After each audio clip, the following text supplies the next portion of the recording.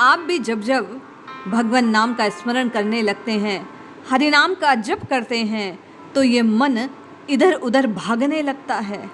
थोड़ी देर नाम जपने के बाद क्या संसार के जंजाल आपको भी घेरने लगते हैं? यदि हाँ, तो आइए परम पूज्य स्वामी शरणानंद जी महाराज के उपदेशामृत से हम आप ध्रुवा स्मृति को जानते हैं और निश्चय जानिए, इसको जानकर मानकर अपनाकर आप सतत निरंतर 24 घंटे क्षण क्षण केवल और केवल भगवत स्मृति में लीन रह सकते हैं। जय श्री हरि। पूज्य गुरुदेव के चरणों में प्रणाम। सभी नामनिष्ठ साधकों को जय जय श्री सीताराम। पूज्य स्वामी जी से एक बार एक साधक ने प्रश्न किया, महाराज मैं भगवान का स्मरण करना चाहता हूँ, मन दूसरी ओर चला जाता है। भगवान में ये मन अचल रूप से कैसे लगे? ये ध्रुवा स्मृति आखिर है क्या और साधक को प्राप्त कैसे होती है? पूज्य स्वामी जी ने कहा, जब ये बात समझ में आ जाए कि जो कुछ सत्यता, प्रियता, ज्ञान जहाँ जहाँ दिखता है वह सब उसी की महानता है।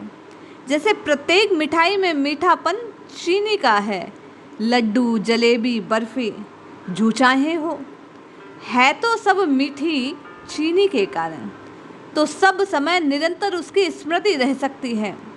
मनुष्य का सबसे अधिक प्रेम उससे होना चाहिए जो उसके निकटतम है। ये नियम है कि जिसमें प्रेम हो जाता है उसकी स्मृति अपने आप होती है, फिर उसे याद करना नहीं होता।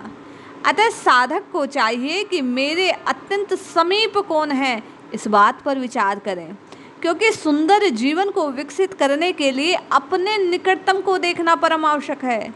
विचार करने पर मालूम होगा कि हाथ, पैर, आँख आदि इंद्रियों को जोड़कर भी मनुष्य प्राण को रखना चाहता है।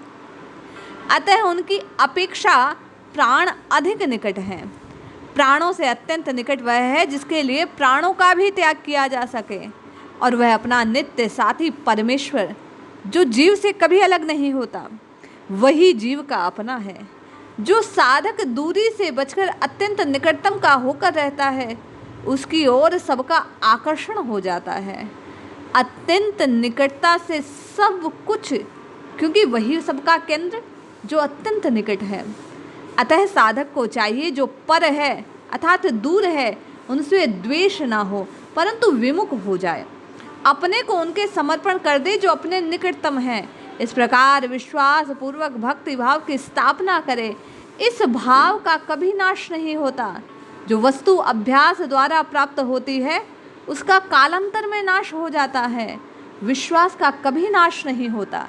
विश्वास पूर्वक अपने निकटतम का हो जाने पर प्रेम, बोध, योग अपने आप मिल जाते हैं, और उसके बाद पूज्य स्वामी जी कहते हैं ध्रुवा स्मृति हो जाती है।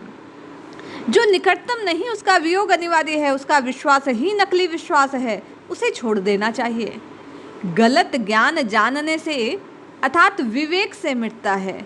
जिसके न रहने पर भी मैं रहता हूँ वह वस्तु मैं नहीं, न मेरी, ये बात विचार करने पर समझ आ जाती है।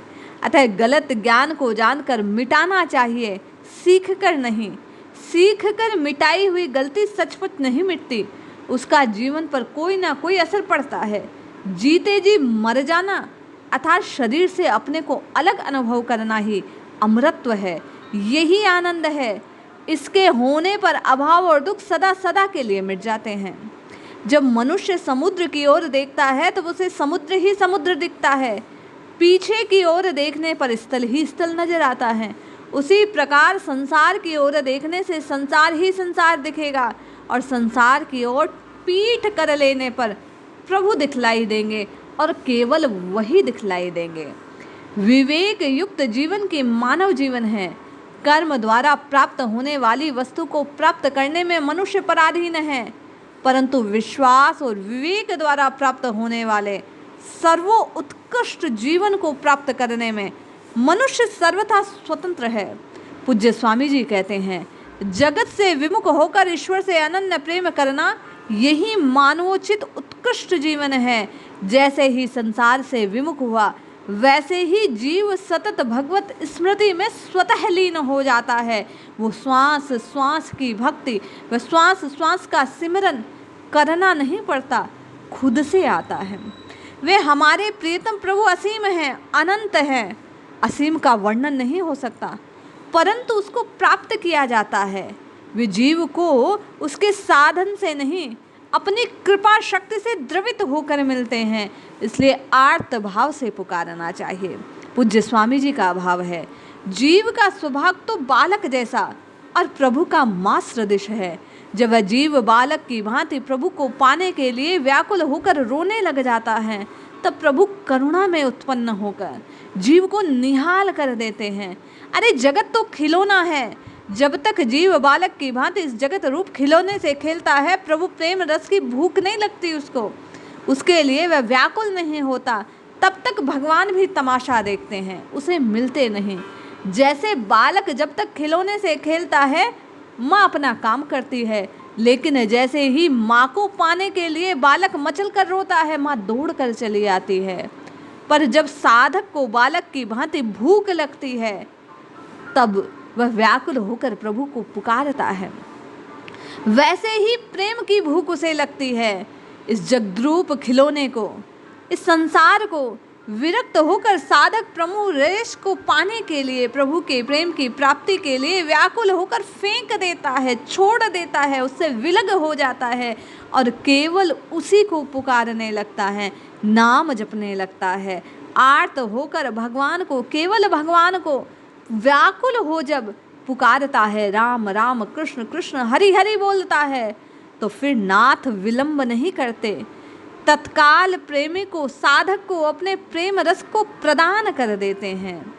इसलिए स्वामी जी कहते हैं, कर्म सीमित हैं, इसलिए उनका फल भी कर्म के अनुरूप सीमित है, परंतु प्रभु तो अनंत है, उनकी कृपा अनंत है। उनकी कृपा से जो कुछ मिलता है वह भी अनंत है। प्रभु की प्राप्ति का साधन भी प्रभु की कृपा से मिलता है, ऐसा साधक को मानना चाहिए। अपने साधन में सद्भाव रखना चाहिए। साधन में अटल विश्वास पूर्वक सद्भाव होने से साध्य की प्राप्ति होती है। इसलिए यदि आप संसार से मन हटाकर भगवान की ओर चलना चाहते हैं, ध्रुव स्मृति को प्राप्त करना चाहते हैं, अचल भाव से केवल और केवल श्री हरि को पुकारना चाहते हैं, यदि आप श्वास श्वास में सिमरन करना चाहते हैं, तो पूज्य स्वामी जी के कहे अनुसार संसार को पीठ दे प्रभु के सम्मुख हो जाए, तो जगत से विमुख होने पर, प्रभु के सम्मुख होने पर निश्चय जानिए प्रभु की कृपा से प्रभु आपको प्राप्त हो जाएंगे। वे केवल और केवल वही याद आएंगे। इसलिए जपिए, रटिए, पुकारिए, व्याकुल होकर नाम जपिए, निश्चित लाभ होगा। जय श्री हरि।